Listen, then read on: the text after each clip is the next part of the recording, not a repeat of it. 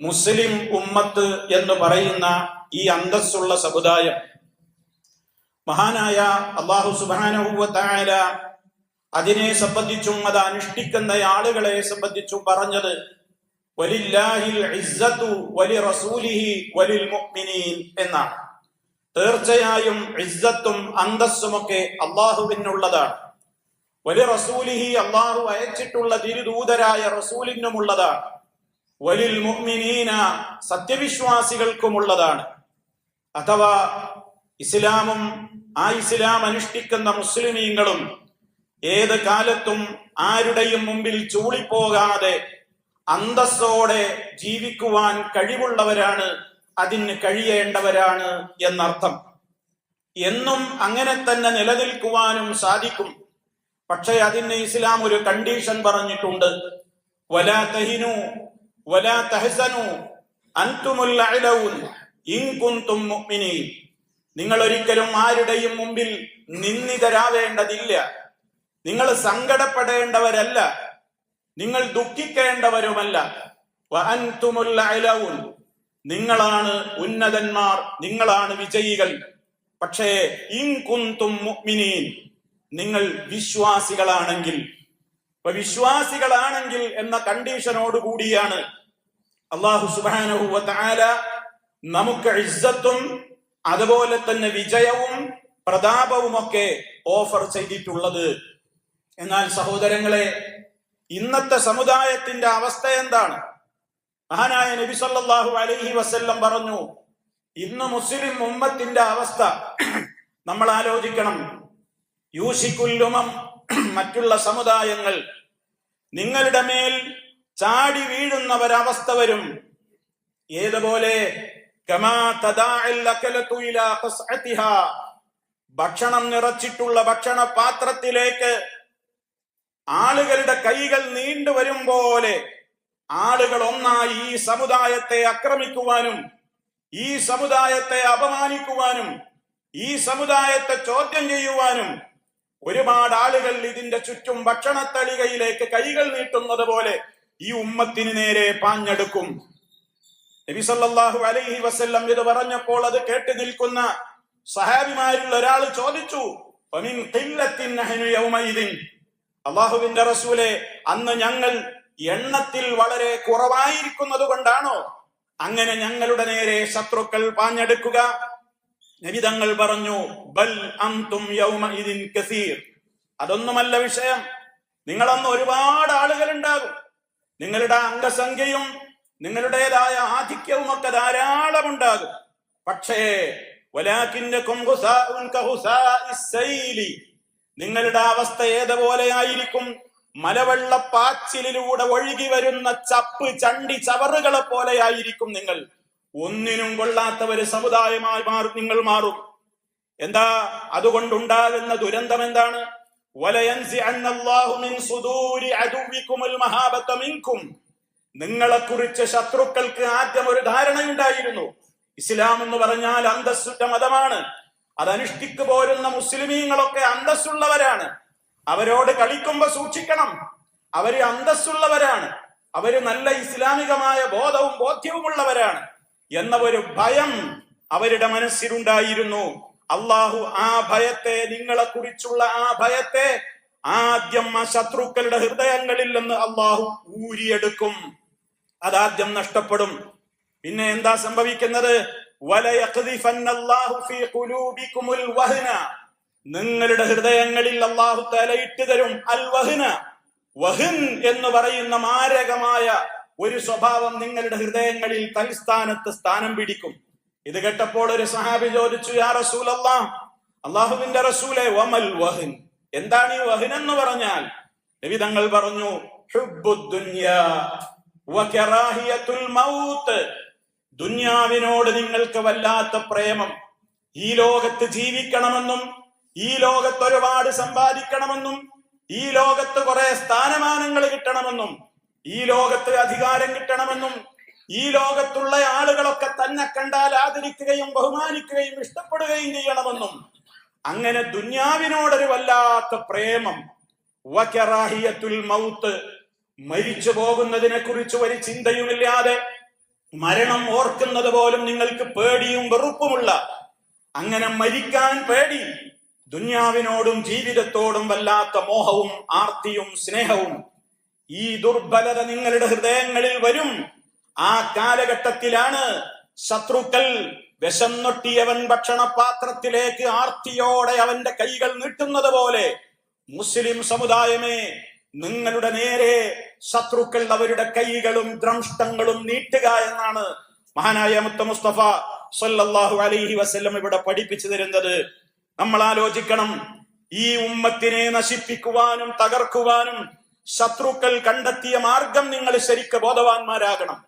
ഇസ്ലാമിൽ നിന്ന് ജനങ്ങളെ അകറ്റുവാൻ അവർ കണ്ട മാർഗം ഇസ്ലാം ശരിയല്ല എന്ന് ആദ്യം പറയലല്ല, ദൈവമില്ല എന്ന് ആദ്യം പറയലല്ല, റസൂലുള്ള ഇല്ല എന്ന് പറയലല്ല, ഖുർആനിനെ ഞങ്ങൾ അംഗീകരിക്കില്ല എന്ന് പറയലല്ല. മറിച്ചവർ ആദ്യം കണ്ടെത്തിയ മാർഗം എന്താണ്? ഇസ്ലാമിനെ തകർക്കുവാൻ അവർ കണ്ടെത്തിയ ഒന്നാമത്തെ മാർഗം, ഒറ്റയടിക്ക് ഇതിനെ എതിർക്കാതെ പതുക്കെ പതുക്കെ ഞെക്കിക്കൊല്ലാനാണ് ശത്രുക്കൾ തീരുമാനിച്ചത്.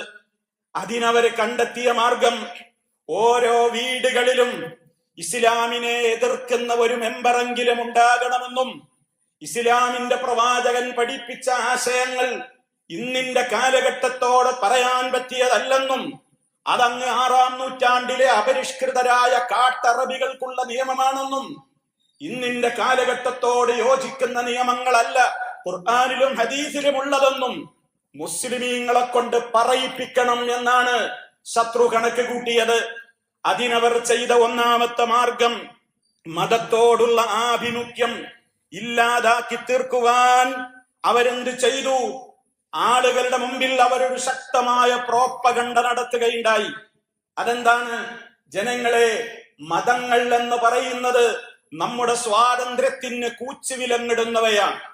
മതങ്ങൾ മനുഷ്യരുടെ സ്വാതന്ത്ര്യത്തെയും ആസ്വാദനങ്ങളെയും സുഖങ്ങളെയും തകർക്കുകയും എതിർക്കുകയും ചെയ്യുന്നതാണ് മതങ്ങൾ. അതുകൊണ്ട് നിങ്ങൾ ആലോചിക്കണം, നിങ്ങൾ മനുഷ്യരാണ്, നിങ്ങൾ സ്വതന്ത്രരാണ്, നിങ്ങൾക്ക് കണ്ണുണ്ട്, ആ കണ്ണുകൊണ്ട് ഇഷ്ടമുള്ളത് കാണാനും കാതുകൊണ്ട് ഇഷ്ടമുള്ളത് കേൾക്കാനും നാവ് കൊണ്ട് ഇഷ്ടമുള്ളതൊക്കെ പറയാനും ഹൃദയം കൊണ്ട് ഇഷ്ടമുള്ളതൊക്കെ ചിന്തിക്കാനും അതേപോലെ തന്നെ ലൈംഗികമായ അവയവം കൊണ്ട് തനിക്കെവിടെയാണോ മോഹം തോന്നുന്നതെങ്കിൽ അവിടെ പോയി ആ ദാഹം തീർക്കുവാനുമൊക്കെ നിങ്ങൾക്ക് പ്രകൃതിയായി ഇവിടെ സ്വാതന്ത്ര്യമുണ്ട്. ആ സ്വാതന്ത്ര്യത്തെ അരുതെന്ന് പറഞ്ഞ് നിങ്ങളുടെ സ്വതന്ത്രമായ കണ്ണിനെ മൂടിക്കെട്ടുന്ന, നിങ്ങളുടെ സ്വച്ഛമായ കാതുകളെ മൂടിക്കെട്ടുന്ന, നിങ്ങളുടെ നാക്കിന് കൂച്ചുവിലങ്ങിടുന്ന, നിങ്ങളുടേതായ ചിന്താശേഷിക്ക് കൂച്ചുവിലങ്ങിടുന്ന, നിങ്ങളുടെ ലൈംഗികദാഹത്തിന്റെ മോഹങ്ങളെ നിങ്ങൾ അടിച്ചമർത്തി നിങ്ങൾ വളരെ പ്രയാസപ്പെട്ടുകൊണ്ട് ജീവിക്കണമെന്ന് പറയുന്ന കാട്ടാളത്തിന്റെയും പാരതന്ത്ര്യത്തിന്റെയും മതമാണ് ഇസ്ലാം എന്ന് പറഞ്ഞുകൊണ്ട് ഇസ്ലാം സർവ്വ സ്വാതന്ത്ര്യത്തിനും സുഖങ്ങൾക്കും ആസ്വാദനങ്ങൾക്കും എതിരാണെന്നും കേവലം അപരിഷ്കൃതരായ ചില സന്യാസിമാരുടെയും ആ വിധത്തിലുള്ള ചില ചിന്താഗതിക്കാരുടെയും ഒക്കെ മതവും തത്വശാസ്ത്രവുമാണ് ഇസ്ലാം എന്ന് ജനങ്ങളുടെ മുമ്പിൽ അവർ പ്രോപ്പഗണ്ട ഇറക്കി. ഒന്നാമത്തെ പ്രചരണം അവിടെ കൊണ്ട് അവസാനിച്ചില്ല.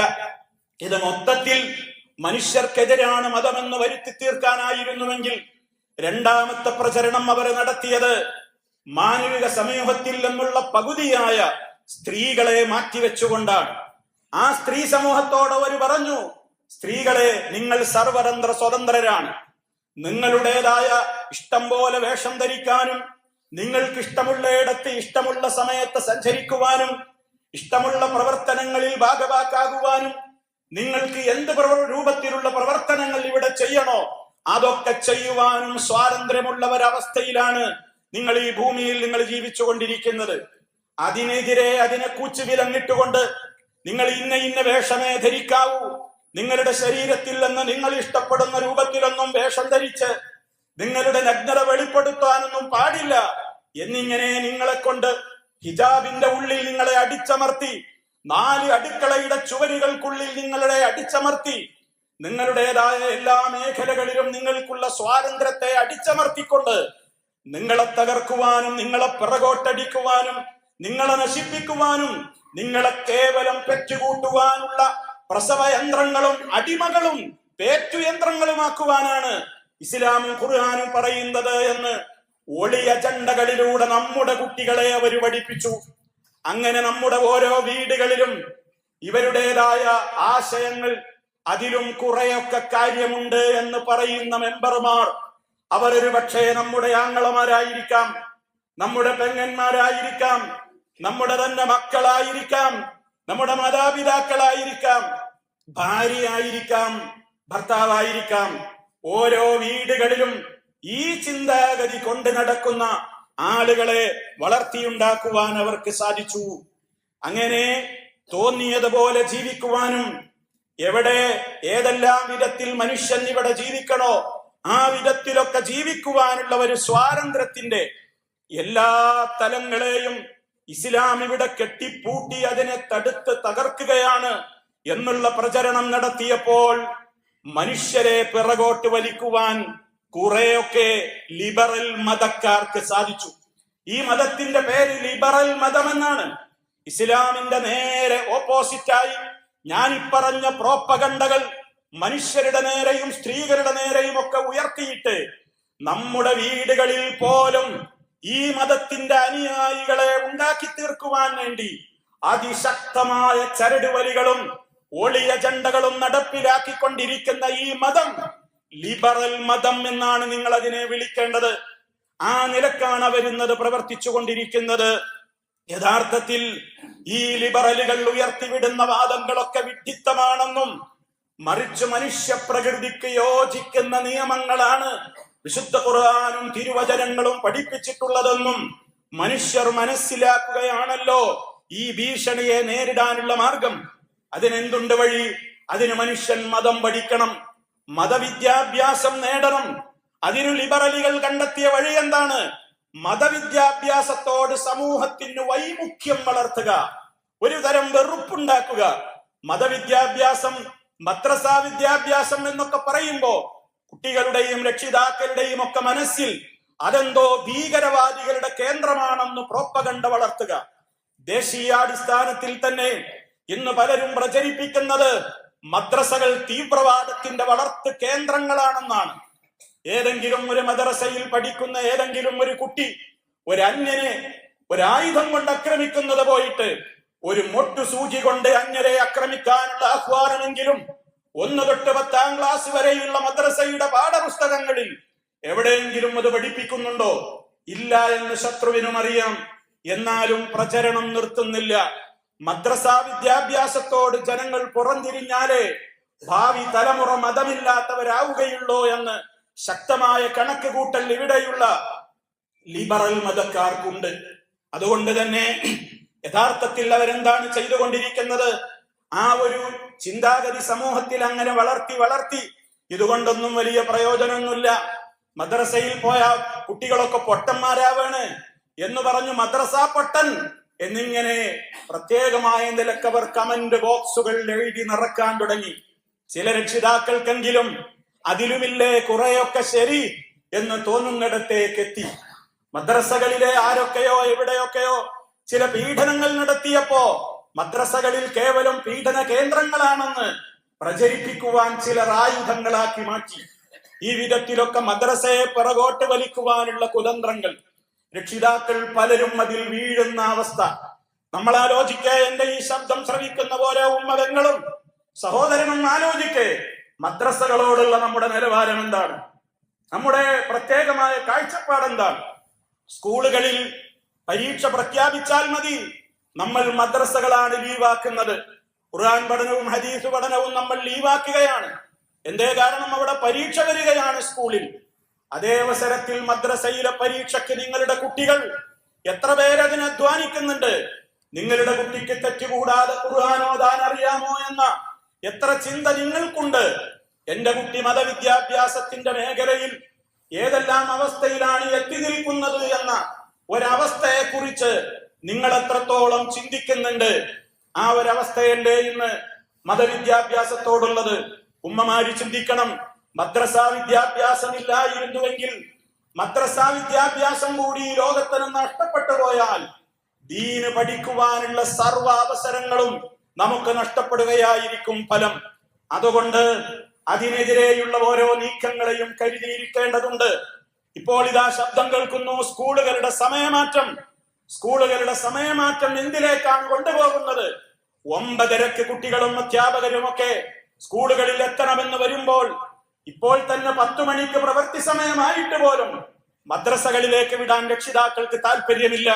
മദ്രസ വിട്ട് വരുമ്പോഴേക്ക് സ്കൂൾ ബസ് വരും, കുട്ടികളെ ഒരുക്കി അയക്കുവാൻ കഴിയില്ല എന്ന് പറഞ്ഞുകൊണ്ട് പലരും ആഴ്ചയിൽ ഒരിക്കൽ 1 മണിക്കൂർ മാത്രമൊക്കെ മദ്രസ വിദ്യാഭ്യാസത്തെ ചുരുക്കി ഒതുക്കിയപ്പോൾ ഈ രൂപത്തിലുള്ള നിയമങ്ങൾ കൂടി വന്നാൽ ആദ്യമേ ഈ വിഷയത്തോട് വൈമുഖ്യമുള്ള തലമുറക്ക്, സമൂഹത്തിന് ആ ഒരു പേരും പറഞ്ഞുകൊണ്ട് ഇനി മദ്രസ ഇല്ലാതാകുന്ന ഒരവസ്ഥയിലേക്കാണ് കാര്യങ്ങൾ പോകുന്നത്. ഏതും ലിബറലുകൾ ഇങ്ങനെയാണ് ഒളിയ ചണ്ടയായി കടത്തിക്കൊണ്ടുവരിക. ഒറ്റയടിക്ക് അതിന്റെ കഴുത്തറക്കുകയല്ല, പതുക്കെ പിഴിഞ്ഞ് ഞെക്കിക്കൊല്ലുകയാണ് ഇവർ സ്വീകരിക്കുന്ന ഒരു കുതന്ത്രം. ഇത് ഈ ഉമ്മത്ത് തിരിച്ചറിഞ്ഞിട്ടില്ല, ഈ സമുദായം ഇത് തിരിച്ചറിഞ്ഞിട്ടില്ല. അതുകൊണ്ടാണ് വളരെ ഗൗരവത്തോടുകൂടി നമ്മൾ മനസ്സിലാക്കണം, നമുക്ക് കിട്ടേണ്ട നന്മകൾ കുറയുകയാണ്. നമുക്ക് ധാരാളമായി കിട്ടിക്കൊണ്ടിരിക്കേണ്ടുന്ന നന്മകളുടെ അളവുകൾ കുറയുകയാണ്. അതേ അവസരത്തിൽ ആ നന്മകളെ ഹൈജാക്ക് ചെയ്യുവാൻ വേണ്ടി ഇവിടെയുള്ള തിന്മയുടെ പ്രചാരകർക്കാവട്ടെ മണിക്കൂറുകൾ ധാരാളമാണ് ലഭിച്ചുകൊണ്ടിരിക്കുന്നത്. അവരുടെ ഒളിയ ചണ്ടകൾ നടപ്പിലാക്കുവാൻ വേണ്ടി ധാരാളക്കണക്കിന് സമയങ്ങളാണ് അവർക്ക് ലഭിച്ചുകൊണ്ടിരിക്കുന്നത്. അതുകൊണ്ട് തന്നെ മതനിയമങ്ങൾ പാലിക്കുന്നവരൊക്കെ അപരിഷ്കൃതരായ, ഒന്നിനും കൊള്ളാത്ത, ലോകം തിരിയാത്തവരാണെന്നും മുസ്ലിമീങ്ങളെന്ന് പറയപ്പെടുന്നവർക്ക് തന്നെ ഇതൊക്കെ അവരുടെ ഉള്ളിൽ കുറേശ്ശെയായി മുളപൊട്ടുവാൻ തുടങ്ങി എന്നുള്ളതാണ് ലിബറലുകൾ ഇവിടെ നേടിയ വിജയത്തിന്റെ ആകത്തുക. അതുകൊണ്ട് എനിക്കെന്റെ പ്രിയപ്പെട്ട ശ്രോതാക്കളോട് ഓർമ്മപ്പെടുത്തുവാനുള്ളത്, അങ്ങനെ തിന്മകളുടെ പ്രചാരകരായ ലിബറൽ മതക്കാർക്ക് സന്തോഷിക്കുവാനുള്ള മാർഗങ്ങളെ നമ്മളായിട്ട് എളുപ്പമാക്കി കൊടുക്കരുത്. പലപ്പോഴും ഇന്നത്തെ അവസ്ഥ എന്താണ്? ഏത് മേഖലയിൽ നിങ്ങൾ എടുത്തു നോക്കൂ, അവിടെയൊക്കെ എന്ത് തോന്നിവാസം ആരൊക്കെ കൊണ്ടുവന്നാലും അതൊക്കെ ഏറ്റെടുക്കാനും, അതിനൊക്കെ സിന്ദാബാദ് പറയാനും, അതൊക്കെ കേട്ട് തുള്ളിച്ചാടാനും മുസ്ലിം സമുദായത്തിനകത്ത് തന്നെ ഇന്ന് ആളുകളുണ്ട് എന്നുള്ളതാണ്. നിങ്ങൾ ആലോചിക്കേ, മുസ്ലിം സമുദായത്തിൽ തന്നെ ആരൊക്കെ എന്തൊക്കെ വലിയ അജണ്ടകൾ ഇതിലേക്ക് കടത്തിക്കൊണ്ട് വന്നാലും എന്താ അതിന് കുഴപ്പം, എന്താ അതിനൊക്കെ തകരാറ് എന്ന് ചോദിക്കുന്ന ആളുകൾ ഈ ഉമ്മത്തിൽ തന്നെ ഉണ്ട് എന്നാണ് പ്രശ്നം. അതാണ് നമ്മൾ മനസ്സിലാക്കേണ്ടത്. അവര് ചോദിക്കുന്നത് എന്താണെന്നറിയോ? കുറച്ച് പിന്തിരിപ്പന്മാർക്കാണ് ഇവിടെ പ്രശ്നം, മൊത്തം മുസ്ലിമീങ്ങൾക്ക് ഇതിലൊന്നും ഒരു എതിർപ്പുമില്ല എന്ന പ്രചരണമാണ് അവർ നടത്തിക്കൊണ്ടിരിക്കുന്നത്. ആ വരി നിങ്ങൾ മറക്കരുത്. മുസ്ലിമീങ്ങൾക്ക് ഇവിടെ പ്രശ്നമൊന്നുമില്ല. ഞങ്ങൾ കൊണ്ടുവരുന്ന ഈ പ്രത്യേകമായ പരിഷ്കാരങ്ങളൊക്കെ സ്വീകരിക്കാനും, നടപ്പിൽ വരുത്താനും, ആടാനും, പാടാനും, ഡാൻസ് ചെയ്യാനും, തുള്ളാനും, നഗ്നമേനി പ്രദർശിപ്പിക്കാനും, സ്വവർഗരതിയുടെ സ്വയംഭോഗത്തിന്റെ ദിനമാചരിക്കാനും, ആർത്തവം ആചരിക്കുവാനും, അതേപോലെ തന്നെ മോശപ്പെട്ട വിധത്തിലുള്ള ഒരുപാട് വൃത്തികേടുകൾ ചെയ്യാനുമൊക്കെ ഇവിടെ മുസ്ലിം ഉമ്മത്തിലായിരിക്കും വലിയ പ്രശ്നമൊന്നുമില്ല. പിന്നെ പ്രശ്നം ആയിരിക്ക? കേവലം ചില പിന്തിരിപ്പന്മാർക്കാണ് ഇവിടെ പ്രശ്നം എന്ന് പറഞ്ഞ് മുസ്ലിമീങ്ങളിലെ ഒരു വിഭാഗത്തെ അങ്ങ് അരിക്കാക്കി, അവരെ അങ്ങ് ഒറ്റപ്പെടുത്തി, മറ്റുള്ളവരെയും കൊണ്ട് സമുദായത്തെ തകർക്കാനും വെട്ടി നശിപ്പിക്കുവാനും അകത്ത് നിന്ന് തന്നെ ധാരാളം കോടാലി കൈകളെ ലിബറലുകൾക്ക് കിട്ടിയിട്ടുണ്ട് എന്ന് നമ്മൾ മനസ്സിലാക്കണം. അതാണ് ഏറ്റവും വലിയ അപകടവും. ഒരു വീട് ഒന്നിച്ചു നിൽക്കുകയാണെങ്കിൽ ആ വീട്ടിനെ ആക്രമിക്കാൻ ഒരാൾക്കും കഴിയില്ല. അതേ അവസരത്തിൽ ആ വീട്ടിൽ തന്നെ ഭിന്നതയുണ്ടായി, ആ വീട്ടിൽ തന്നെ മറുശബ്ദമുണ്ടായാൽ ആ വീട്ടുകാരെ ആക്രമിക്കാനും കീഴടക്കാനും എളുപ്പമാണ്. ശത്രുക്കൾ ഇത് നന്നായി മനസ്സിലാക്കിയവരാണ്. ഇതാണ് ഇന്നത്തെ മുസ്ലിം ഉമ്മത്തിന്റെ പ്രശ്നം. ജനറൽ ന്യൂട്രാലിറ്റി എന്ന് പറയുന്ന, ലിംഗസമത്വം എന്ന് പറയുന്ന നിയമം നമ്മുടെ പാഠപുസ്തകങ്ങളിൽ നിന്ന് 9ാം ക്ലാസ്സിൽ പഠിപ്പിച്ചുകൊണ്ടിരിക്കുകയാണ്. എന്താണ് ലിംഗം എന്നൊക്കെ പറയുന്നത്? ആർജിതമായ ഒരു കാര്യമാണ്. എന്ന് പറഞ്ഞാൽ ഞാനോ നിങ്ങളോ ജനിച്ചു വീഴുമ്പോഴുള്ളതല്ല എന്റെ യഥാർത്ഥത്തിലുള്ള ജെൻഡർ. എന്റെ ലിംഗം എന്ന് പറയുന്നത് ഞാനാണോ പെണ്ണോ എന്നുള്ളത് ഇനി ഹോസ്പിറ്റലിൽ വെച്ച് അത് എഴുതി കൊടുക്കേണ്ടതല്ല. ഹോസ്പിറ്റലിൽ നിന്നൊക്കെ കഴിഞ്ഞ് വന്ന് പ്രായം കുറെ ആയി, ഒരു 18 വയസ്സ് വരെ ഇങ്ങനെ കഴിയട്ടെ, എന്നിട്ട് ഞാൻ തീരുമാനിക്കും ഞാൻ ആണാണോ ഞാൻ പെണ്ണാണോ? ഞാൻ ആണാണെന്ന് പറഞ്ഞാൽ ഞാൻ ആണാണ്. ഞാൻ പെണ്ണാവാനാണ് ഇഷ്ടം എന്ന് പറഞ്ഞാൽ ഞാൻ പെണ്ണാവും. ഇതാണ് ഇന്നത്തെ, ഇത് നമ്മുടെ സമൂഹത്തെ പഠിപ്പിക്കുകയാണ്. എത്ര രക്ഷിതാക്കൾക്ക് ഇതറിയാം? എത്ര ആളുകൾക്ക് ഇതറിയാം? നിങ്ങളെ മക്കൾ ഇന്ന് പഠിച്ചുകൊണ്ടിരിക്കുന്നത് അതാണ്. ആണും പെണ്ണൊന്നും വ്യത്യാസമല്ല. എല്ലാവരും ഒരുമിച്ചിരിക്കണം. എല്ലാവിധത്തിലുള്ള പ്രവർത്തനങ്ങൾക്കും അവർക്ക് സ്വാതന്ത്ര്യമുണ്ട്. ഈ മതക്കാരാണ് ഇതൊക്കെ ഇവിടെ കൊണ്ടുവന്നിട്ടുള്ളത് എന്ന്, മതമാണ് ഇതൊക്കെ കൊണ്ടുവന്നിട്ടുള്ളത് എന്ന വരി അതിലില്ലെന്നേയുള്ളൂ. അതാ ഞാൻ പറയുന്നത്, ലിബറലുകൾ എപ്പോഴും ഒളിച്ചു കടത്തലാണ് ചെയ്യുക. നേർക്ക് നേരെ പറയില്ല, ഞെക്കി ഞെക്കി കൊല്ലും. അവിടെയാണ് രക്ഷിതാക്കളെ നിങ്ങൾ ഉണരേണ്ടത്, നിങ്ങൾ ചിന്തിക്കേണ്ടത്, നിങ്ങൾ ആലോചിക്കേണ്ടത്. അതുകൊണ്ട് തന്നെ എന്ത് നടപ്പിലാക്കിയാലും അതൊക്കെ ഏറ്റെടുക്കാൻ ഇവിടെ നമ്മുടെ സമൂഹത്തിൽ ആളുകളുണ്ട്. സൂംബ ഡാൻസിന്റെ വിവാദം അവസാനിച്ചിട്ടില്ലല്ലോ. ഇപ്പോഴും ആളുകൾക്കിടയിൽ എന്താ ചോദ്യം? നിങ്ങൾക്ക് കുറച്ച് ആൾക്കാർക്ക് എന്താ പ്രശ്നം എന്നാണ്. മുസ്ലിം ഉമ്മത്ത് അത് ഏറ്റെടുത്തു കഴിഞ്ഞു എന്നാണ്. സ്കൂളുകളിലൊക്കെ നിങ്ങളെ പോലെയുള്ള മുസ്ലിം കുട്ടികളും മുസ്ലിം അധ്യാപകന്മാരും ടീച്ചർമാരുമല്ലേ തുള്ളിച്ചാടുന്നത്. എന്താ നിങ്ങൾക്ക് കുറച്ച് ആളുകൾക്ക് പ്രശ്നം എന്നാണ് ചോദിക്കുന്നത്. ഇതാണ് അവർ നേടിയ വിജയം. നമ്മുടെ സമൂഹത്തിൽ നമ്മെ തകർക്കാൻ നമ്മളായിട്ട് കോടാലി കൈകളായി മാറുകയാണ്. നമ്മെ വെട്ടിക്കൊല്ലാനുള്ള കോടാലി കൈകൾ നമ്മൾ കൊടുത്തിരിക്കുന്നു. മുസ്ലിം ഉമ്മത്താ ചോദിക്കുന്നത്, നിങ്ങൾക്ക് എന്താ പ്രശ്നം? നിങ്ങൾക്ക് വേണ്ടെങ്കിൽ കളിക്കണ്ട, നിങ്ങൾക്ക് വേണ്ടെങ്കിൽ ഈ വേഷം ധരിക്കണ്ട. ആണും പെണ്ണും ഒക്കെ ഒരേ വേഷം ധരിച്ചാ മതി. യൂണിഫോം ആ വിഷയത്തിൽ ഇനി പെണ്ണിന് വേറെ എന്നില്ല, ആണും പെണ്ണൊക്കെ ഒരേ വേഷം ധരിച്ചാ മതി എന്നാണ്. രക്ഷിതാക്കളെ, നിങ്ങൾ അനുകൂലിച്ചില്ലേ? നിങ്ങളുടെ മക്കൾ ആ വേഷവുമായി പറഞ്ഞേച്ചില്ലേ? ഇതാണ് നമ്മുടെ പരാജയം. എന്തേ? അതിനെ എതിർത്ത് നിന്നാൽ അള്ളാഹിന്റെ റസൂല് പറഞ്ഞു, ദുന്യാവ് നഷ്ടപ്പെടും. അല്ലേ? നിങ്ങളെ പഴഞ്ചനെന്ന് ആളുകൾ വിളിക്കും, നിങ്ങളെ തീവ്രവാദി എന്ന് വിളിക്കും, നിങ്ങളെ താലിബാനി എന്ന് വിളിക്കും, നിങ്ങളെ ഭിന്നിപ്പുകാരൻ എന്ന് വിളിക്കും, ലോകം തിരിയാത്ത 6-ാം നൂറ്റാണ്ടുകാരൻ എന്ന് നിങ്ങളെ വിളിക്കും. അത് പേടിച്ചിട്ടല്ലേ ഉമ്മമാരെ, ഉപ്പമാരെ, നിങ്ങൾ നിങ്ങളുടെ പെൺമക്കൾക്കും ആൺമക്കളുടെ യൂണിഫോം ധരിപ്പിച്ചുകൊണ്ട് സ്കൂളുകളിലേക്ക് പറഞ്ഞയക്കുന്നത്? അനുവദിച്ചുകൂടായത്. മാറ്റം വരണം. അതേപോലെ തന്നെ എന്റെ കുട്ടി സൂംബ ഡാൻസ് കളിക്കണ്ട, ഞാനതിന് തയ്യാറല്ല എന്ന് ആണത്തത്തോടെ നട്ടല്ലോടെ പറയാൻ ആർജവമുള്ള രക്ഷിതാക്കൾ നമ്മുടെ രാജ്യത്തുണ്ടാകണം. ആർജവമുള്ള രക്ഷിതാക്കൾ ഉണ്ടാകണം. വേണ്ടെങ്കിൽ കളിക്കണ്ട, നിങ്ങൾക്ക് എന്താ കുഴപ്പം എന്ന് ചോദിക്കുന്നവരോട് പറയാനുള്ളത്, ഞങ്ങൾക്ക് കുഴപ്പമുണ്ട്. ഞങ്ങൾ ഞങ്ങളുടെ നമസ്കാരത്തിൽ പറയുന്നത് റഹ്മാനായ റബ്ബേ വാന മിനൽ മുസ്ലിമീൻ, ഞാൻ മുസ്ലിമാണെന്നാണ്, നിന്റെ കൽപ്പനകൾ അനുസരിച്ച് ജീവിക്കുന്നവനാണെന്നാണ്. അത് പറയുന്ന ഞങ്ങൾക്ക് പ്രശ്നമുണ്ട്. ഞങ്ങൾക്കത് അംഗീകരിക്കാൻ കഴിയാത്തതാണ്. എന്റെ കുട്ടി അതുകൊണ്ട് പങ്കെടുക്കില്ല എന്ന് എനിക്കത് പറയാനും സ്കൂളിൽ പോകുന്ന നിങ്ങളുടെ മക്കളോട് ചോദിച്ചു നോക്ക്. ഞാനിവിടെയുള്ള ചില ആൺകുട്ടികളോടും പെൺകുട്ടികളോടും ഒക്കെ ചോദിച്ചു, നിങ്ങളുടെയൊക്കെ സ്കൂളുകളിൽ ഈ നടപ്പാക്കിയിട്ടുണ്ടോ? കുട്ടികൾ പറയുന്നു, ഉണ്ട്, ഞങ്ങളൊന്നും പോകാറില്ല. പക്ഷെ ഞങ്ങൾ ഒറ്റയ്ക്ക് ക്ലാസ് റൂമിൽ ഇരുന്ന് അത് കഴിഞ്ഞാൽ ഞങ്ങളെ ഒരു നോട്ടമാണ്, ഞങ്ങളെ ഒരു പരിഹാസമാണ് എന്ന്. ആ മക്കൾക്ക് നിങ്ങൾ ധൈര്യം പകരണം. നിങ്ങൾക്കൊന്നും സംഭവിക്കില്ല. അള്ളാഹുവിന്റെ ഇഷ്ടത്തെ മാറ്റിവെച്ചുകൊണ്ട് ഒരധ്യാപകന്റെയും ഒരു മന്ത്രിയുടെയും ഒരു ഭരണാധികാരിയുടെയും ഒരു ഇഷ്ടത്തിനും നിന്നു കൊടുക്കരുത്. എന്റെ റബ്ബിന് ഇഷ്ടമുള്ളതേ ഞാൻ ചെയ്യൂ എന്നുള്ളത് എന്റെ വിശ്വാസത്തിന്റെ ഭാഗമാണ്. അതിനർത്ഥം എന്റെ വിശ്വാസത്തിന് എതിര് ചെയ്യുന്നവരെ ഞാൻ ആയുധമെടുത്ത് തകർക്കുമെന്നല്ല, ഞാൻ അവർക്കെതിരെ ആയുധമെടുത്ത് പോരാടുമെന്നല്ല, മറിച്ച് എന്റെ വിശ്വാസത്തെ എനിക്ക് കാത്തു സൂക്ഷിക്കുവാനുള്ള സ്വാതന്ത്ര്യമുണ്ട്. ഏതുപോലെ അവരുടെ വിശ്വാസത്തെ അവർക്ക് കാത്തു സൂക്ഷിക്കുവാൻ സ്വാതന്ത്ര്യമുള്ളതുപോലെ തന്നെ ഈ ഒരു നിലപാട് ഉമ്മമാര് സ്വീകരിക്കണം. നിങ്ങളുടെ മക്കൾ അതിന് തുള്ളാൻ പോകരുത്. നിങ്ങളുടെ മക്കളെ അനിസ്ലാമിക വേഷം ധരിപ്പിച്ചുകൊണ്ട് പറഞ്ഞേക്കരുത്. നിങ്ങളുടെ മക്കൾ സ്റ്റഡി ടൂറിന് പോകുമ്പോ DJ പാർട്ടികൾക്കനുസരിച്ചുകൊണ്ട് വാഹനത്തിൽ വലിയ ലൈറ്റുകളിട്ട് പുകയുമിട്ട് ആണും പെണ്ണും കൂടിക്കലർന്നുകൊണ്ട് മതോന്മത്തരായി തുള്ളിച്ചാടുന്ന സ്റ്റഡി ടൂറുകൾക്ക് നിങ്ങളുടെ മക്കളെ നിങ്ങൾ വിട്ടുകൊടുക്കരുത്. അരുത് മോനെ, നമുക്കത് പറ്റില്ല എന്ന് പറയാൻ, അത് മക്കളോട് ഉപദേശിക്കാൻ അതിന് മാത്രം മതബോധമുള്ള, പരലോകബോധമുള്ള, പടച്ചവനെ പേടിയുള്ള രക്ഷിതാക്കളും മക്കളും തലമുറകളുമായിട്ടാണ് സഹോദരങ്ങളെ നമ്മൾ വളരേണ്ടത്. ഇവിടെയൊക്കെ ഞാൻ പറഞ്ഞതാണ് പ്രശ്നം. എതിർക്കാൻ നമുക്ക് പറ്റാതാകുന്നത് എന്തുകൊണ്ടാണെന്നറിയോ? നമ്മളെ കൂട്ടത്തിൽ നിന്ന് തന്നെയാണ് അതിനെന്താ കുഴപ്പമെന്ന് ചോദിക്കുന്നത്. ഒരു വിവാഹത്തിലേക്ക് പോകാൻ നമുക്ക് കഴിയോ? ഒരു വിവാഹ മേഖലയിൽ ഒരു വിവാഹ മണ്ഡപത്തിലോ പന്തലിലോ പോയി ഇരിക്കാൻ നമുക്കിന്ന് കഴിയുമോ? എന്താ കാരണം?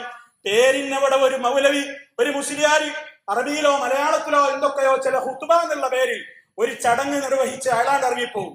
പിന്നെ അവിടെ നടക്കുന്നത് മുഴുവനും ചെകുത്താൻ ഇഷ്ടമുള്ള തുള്ളലുകളും ചാട്ടങ്ങളും പാട്ടുകളുമാണ്. ആ വിധത്തിലുള്ള ഒരവസ്ഥയിലേക്ക് ഈ സമൂഹത്തെ കൊണ്ടുചെന്ന് എത്തിച്ചതിൽ ആർക്കാണ് അതിന്റെ ഉത്തരവാദിത്തമെന്ന് നമ്മൾ ഗൗരവത്തോടുകൂടെ മനസ്സിലാക്കേണ്ടതുണ്ട്. അതുകൊണ്ട് തന്നെ പ്രിയമുള്ളവരെ, ഗൗരവത്തോടുകൂടെയാണ് ഞാൻ എന്നോടും നിങ്ങളോടും ഓർമ്മപ്പെടുത്തുന്നത്. നമുക്ക് ഉത്തരവാദിത്തങ്ങളുണ്ട്. ആ ഉത്തരവാദിത്തങ്ങളെ കൃത്യമായ നിലയ്ക്ക് തന്നെ നിർവഹിക്കുവാൻ നമ്മളാണ് തയ്യാറാവേണ്ടത്. അതുകൊണ്ട് തന്നെ വിവാഹവേദികളിൽ അള്ളാഹുവിന് ഇഷ്ടമില്ലാത്തത് എന്ത് നടക്കുന്നുണ്ടോ അതിന്റെ ഒപ്പം കൂടിയായി നമ്മൾ മാറരുത്. ഞാൻ അതിലില്ല, എന്റെ മക്കൾ അതിലില്ല എന്ന് ഉറപ്പുവരുത്തേണ്ടത് ഓരോ ഉപ്പയുടെയും ഉമ്മയുടെയും കടമയാണ്. അതല്ലാതെ അതൊക്കെ ഇപ്പോഴത്തെ കാലത്ത് പറഞ്ഞിട്ട് കാര്യമുണ്ടോ? അതൊക്കെ ഇപ്പോഴത്തെ ഒരു തലമുറയുടെ ന്യൂ ജനറേഷൻ അല്ലേ? അവരുടെ കൂടെയൊക്കെ നിന്നു കൊടുക്കാതെ നമ്മളായിട്ട് അതിനെയൊക്കെ എതിർത്താൽ ഇപ്പോഴത്തെ കാലത്ത് മുന്നോട്ട് പോകാൻ പറ്റുമോ? നിങ്ങളെ ഈ ഖുർആനും ഹദീസൊക്കെ പറഞ്ഞിങ്ങനെ വീട്ടിന്റെ ഉള്ളിൽ ഇരുന്നാ മതി, ഇതൊന്നും ഇന്നത്തെ തലമുറ സ്വീകരിക്കൂല എന്നും പറഞ്ഞിട്ട്, എന്നാ പിന്നെ മക്കളെ അടിച്ചു പൊളിക്ക് എന്നും പറഞ്ഞിട്ട് ബാപ്പ എന്ന് പറയുന്ന ഉമ്മ എന്ന് പറയുന്നവർ നട്ടെല്ലില്ലാതെ സർവ്വ തിന്മകൾക്കും തോന്നിയാസങ്ങൾക്കും മൗനം പാലിക്കുകയാണെങ്കിൽ പരലോക കോടതിയിൽ നിങ്ങൾ കുറച്ചൊന്നുമല്ല കഷ്ടപ്പെടേണ്ടി വരിക, അട്ടഹസിക്കേണ്ടി വരിക, നിലവിളിക്കേണ്ടി വരിക എന്ന് മാത്രമേ എനിക്ക് ഓർമ്മപ്പെടുത്തുവാനുള്ളൂ. റഹ്മാനായ റബ്ബ് എല്ലാ അർത്ഥത്തിലും ഇസ്സത്തോടെ അന്തസ്സോടെ ജീവിക്കുന്ന ഒരു സമൂഹമായി മുന്നോട്ട് പോകുവാനുള്ള തൗഫീഖ് നമുക്കെല്ലാവർക്കും നൽകി നമ്മെ എല്ലാവരെയും അനുഗ്രഹിക്കുമാറാകട്ടെ. പാപങ്ങളും അപാകതകളും പൊറുത്തു തരുമാറാകട്ടെ. അഖൂലു ഖൗലി ഹാദാ വഅസ്തഗ്ഫിറുല്ലാഹ ലീ വലക്കും ഫസ്തഗ്ഫിറൂഹു ഇന്നഹു ഹുവൽ ഗഫൂറുർ റഹീം. അൽഹംദുലില്ലാഹി വഹ്ദഹു വസ്സലാത്തു വസ്സലാമു അലാ മൻ ലാ നബിയ്യ ബഅദഹു വഅലാ ആലിഹി വസഹ്ബിഹി വമൻ തബിഅ ഹദിയഹു. അമ്മാ ബഅദു ഫഊസീകും ഇബാദല്ലാഹ് വനഫ്സി ബിതഖ്വല്ലാഹ്. അല്ലാഹുവിനെ സൂക്ഷിച്ച് ജീവിക്കണേ. ഒരിക്കൽ കൂടി എന്നെയും നിങ്ങളെ ഓരോരുത്തരെയും ഗൗരവപൂർവം ഉണർത്തുകയാണ്. പ്രശ്നങ്ങൾ വളരെ ഗുരുതരമാണ്. നാം വിചാരിക്കുന്നത് പോലെ നിസ്സാരമല്ല കാര്യങ്ങൾ എന്ന് ബുദ്ധിയും തന്റെ ഇടവും പക്വതയുമുള്ളവർക്ക് ഈ സംസാരത്തിൽ നിന്ന് ഗ്രഹിക്കാനായിട്ടുണ്ടാകും എന്നാണ് ഞാൻ വിശ്വസിക്കുന്നത്. എന്നാൽ ഇങ്ങനെയുള്ള പ്രശ്നങ്ങൾ പറയലാണോ അതിനുള്ള പരിഹാരങ്ങളില്ലേ? തീർച്ചയായും പരിഹാരമുണ്ട്. മഹാനായ നബി സല്ലല്ലാഹു അലൈഹി വസല്ലം പറഞ്ഞു, നിങ്ങൾ മരണചിന്ത അധികരിപ്പിക്കണം എന്ന്.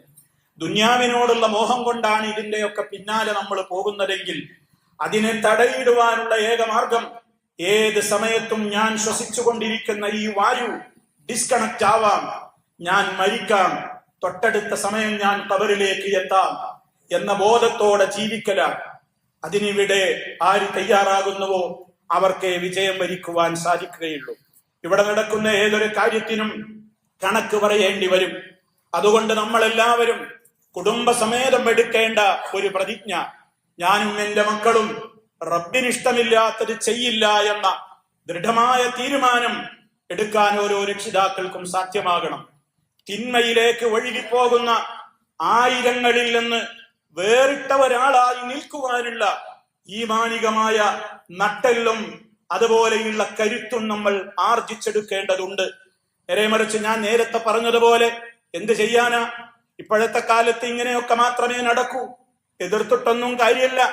അവരുടെ ഇഷ്ടങ്ങൾ നടക്കട്ടെ, അവര് പുതിയ തലമുറയല്ലേ തുടങ്ങിയ ദുർന്യായങ്ങളൊക്കെ പറഞ്ഞിട്ട് അവർക്ക് താങ്ങാവാനും മൗനം പാലിക്കാനുമാണ് നമ്മൾ തയ്യാറാകുന്നതെങ്കിൽ ഞാൻ നേരത്തെ പറഞ്ഞ കനത്ത വിലയും അട്ടഹാസവും പരലോക കോടതിയിൽ വരാനിരിക്കുന്നു.